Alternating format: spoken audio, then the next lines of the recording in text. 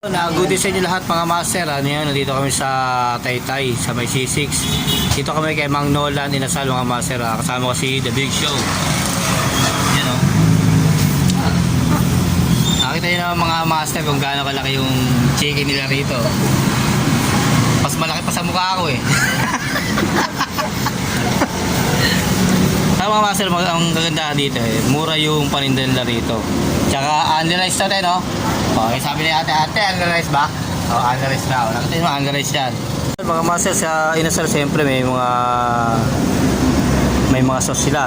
Dito siyempre meron din. Meron tayo ditong kalamansi na may toyo at sila yan. Sa mga chicken Inasal, ayan yung mga masasarap na sausawan. Siyempre meron din sila dito sabaw, hindi mawawala yan. At yung underice nila. Pero yung underice natin eh, hindi pa nag-umpisa kumain. Meron na kagad nakalagay dito. Ganong kalupit. Na master no? Kasi ano nasa, parang nauna ka na sa akin kumain. Kumain na, nagutom na ako. Yo, kumakain na si The Big Sarap Show. talaga, sarap. Mang Nolan. Ito naman yung ano nila, parang hindi ko nga mauubos eh. Mauubos ba yan, master? Pipilitin natin, challenge to, challenge. Napakasarap. Oh, yan. Nakita nyo kung gaano kalaki yung manok nila, oh.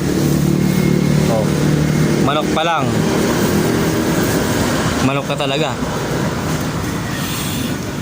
Yan, oh. Basta Big Show, oh. Ganyan ang pagkain ng manok. Siyempre, mga master, nakita nyo, may libre pang ano yan, ha? Plastic, ha. Oh. Para pag kumakain kayo, hindi maano yung kamay nyo. Siyempre, may kutsara din yan. Ayan. So, mga master, titikiman natin yung manok nila. Ito na, oh. Sheesh! Oh, tingnan natin. Gano'ng kasarap to.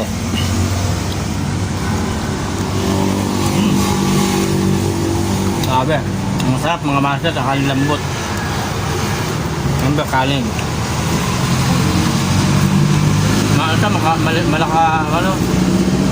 Makikanin kasi ano, malasa yung manok niya.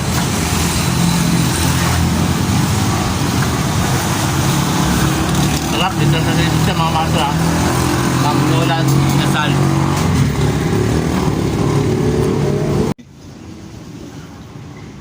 Si ano din dito? Si ano pa, si... Ayan o, maraming. Pero hindi na kaya yung iba nakalagay ng mga sticker. Okay mga master, meron tayo tatanong kay Mang Nolan. Siyempre, hindi natin alam kung ano yung sikreto niya eh.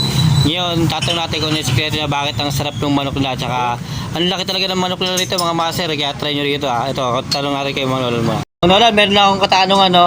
Kasi dito sa manok nyo, sobrang laki ng manok nyo. Tsaka, ang sarap talaga. Ano ba yung pinagkaiba niya sa ibang inasal?